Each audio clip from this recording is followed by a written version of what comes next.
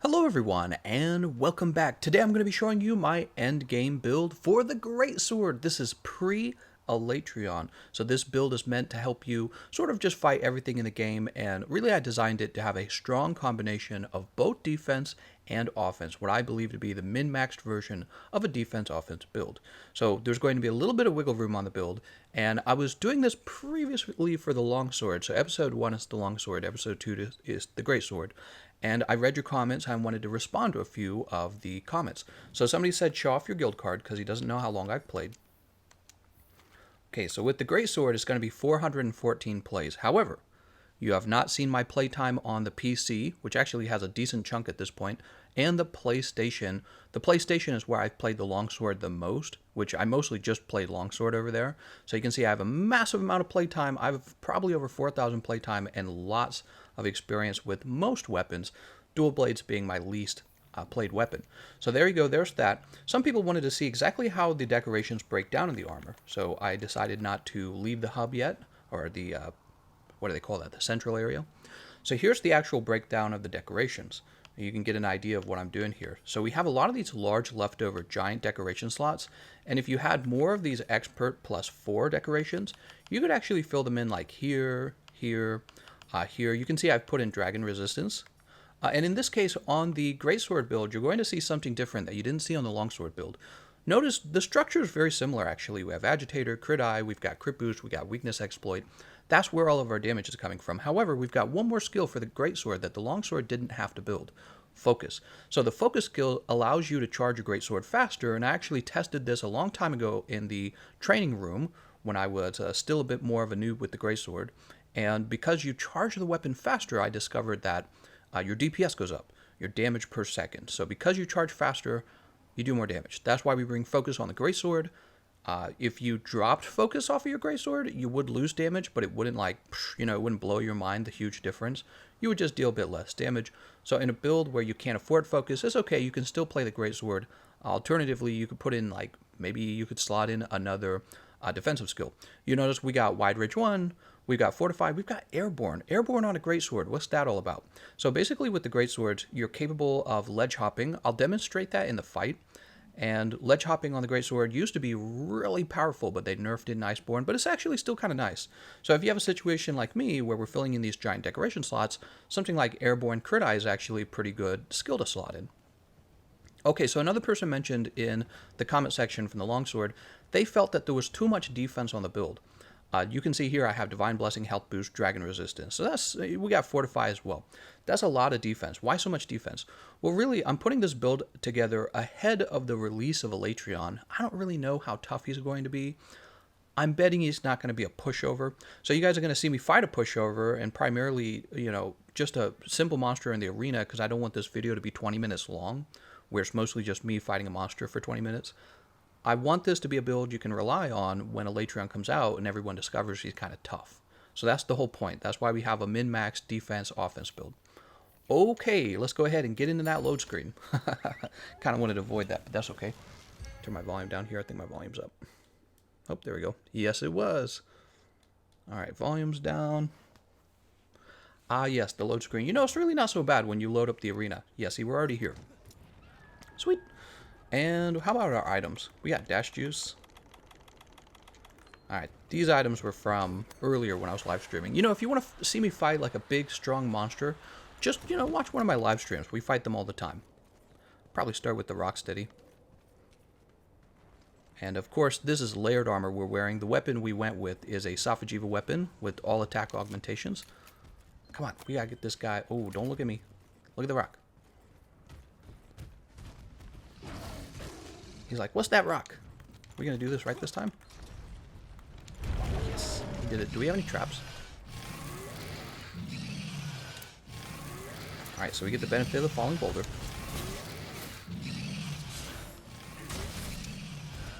Alright, head softened. He's going to get all mad. Oh, there's the roar. Oh man, I turned my volume down too low. Now I can't hear the game. We don't want him to go into the trap yet. Alright, grab onto the side of his face. Oh, he turned into the wall. That sucks. Alright, whatever.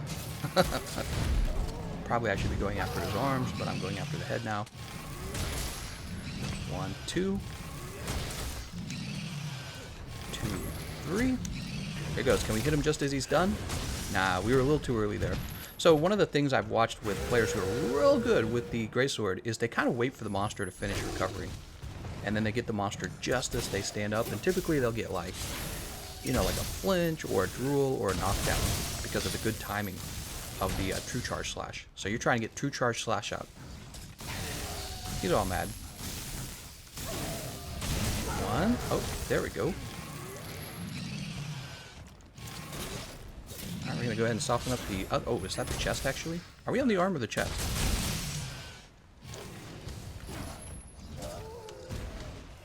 He's trying to smack us. We got Rocksteady on, so we kind of ignored it there. Come on. Oh, that's exactly how playing Greatsword feels. There's that tail whip. Look at my cat using the Meowcano. That's so powerful. He gonna walk right into this. What a derp. I think we're on the wrong side of him. Oh, we did hit his chest too. God, terrible. Wow, still lots of damage there though. Okay, Temporal Mantle's going on. We're gonna pick up these piercing pods. Alright, we try not to waste our Temporal Mantle if we don't have to. Arms getting softened, very important. Get lots more damage. You know, now's a great time. No, we'll wait for the. You know, we'll wait for the mantle to end. Did my cat just put him to sleep? Let's wake him up real fast. 1, 2, 3.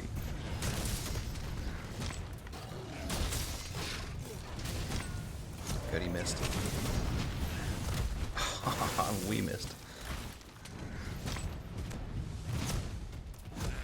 I'm just gonna try and roll that. Uh-oh. See, I was getting ready to, like, this ultimate move, like, right? He's got, like, his Amaiwa Mo Shindaru going on.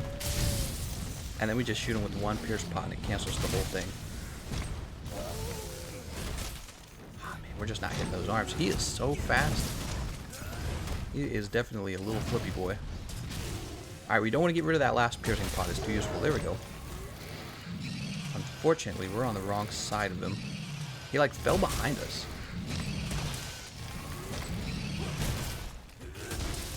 Too fast once again. Alright, Temporal Mantle's gone. We're going to go ahead and climb up here, and I'm going to demonstrate the ledge hop. So we're going to go ahead and get a mount. We're going to get a little bonus damage from the airborne skill. Get your booty over here. You can actually cheese a monster in the arena this way, by the way.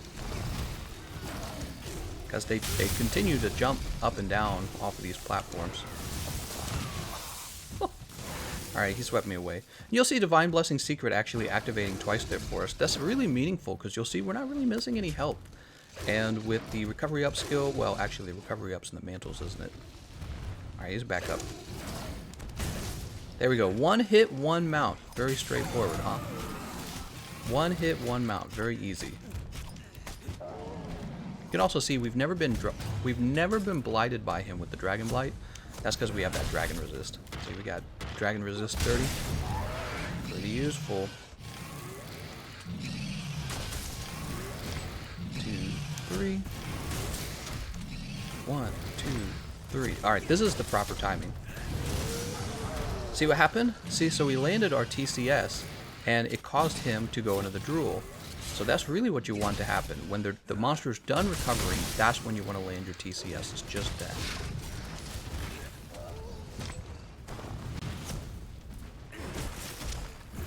Ah, what a pity.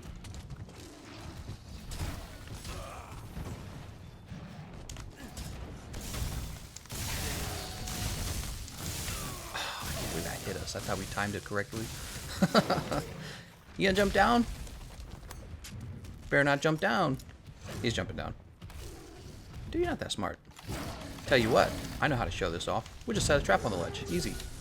Just set a trap on the ledge.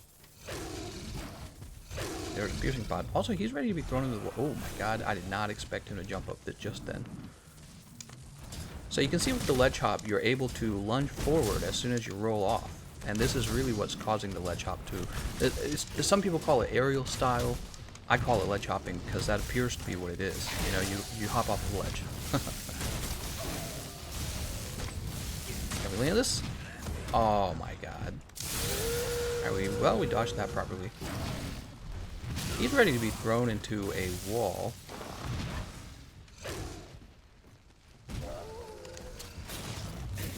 Don't move. Try and throw him into the wall real fast. Alright, grab this real fast. Wow, my cat probably did a ton of damage there for me. And he's mad, of course.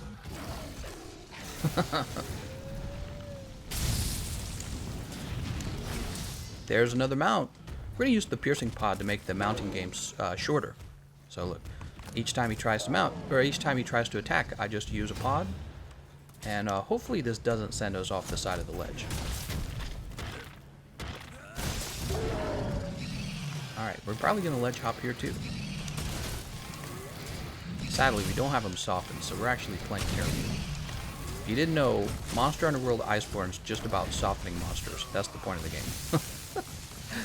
Used to be a game about fighting monsters. Now it's a game about softening monsters. Damn! Did he just land his back attack while falling down? Let's give him the dragon. Dragonator. He's out of here. Okay. So he was closer than we thought. I don't even think we hit him with both sides. He was almost dead. So there you go. Pretty survivable build. Capable of doing damage if you keep the monster softened, but I didn't. It's also hard to target a specific part of this guy's body. He just dances around so much. This is why everyone uses the bow guns. You just use some sticky ammo. It doesn't matter where you shoot him. You just shoot him anywhere. Get a knockdown. You know what I mean? So yeah, he wasn't too tough though. You'll notice again, we never got blighted. We probably had some really good resistance there from the dragon resistance. And this is the basic build. Crit Eye, Agitator, Crit Boost, and Weakness Exploit, along with Focus. It's going to give you most of your damage on the Greatsword. And then additionally, if you wanted to, instead of building like Dragon Resist, you could build Peak Performance, you could try to build Attack Boost, but there's just not as much room on this build because unlike the Longsword, we have to bring that Focus because the Focus takes priority over skills like Attack Boost and Peak Performance. So Focus kind of eats up a little bit of room on the build. This is back, you know, when I was working on the defense builds, this is when I started to learn weapons that don't require a lot of skills as part of their, you know, fundamental attack setup. They have more room for defensive skills. That was a really big learning moment for me. That week we were putting defensive builds together. That was a really big learning moment.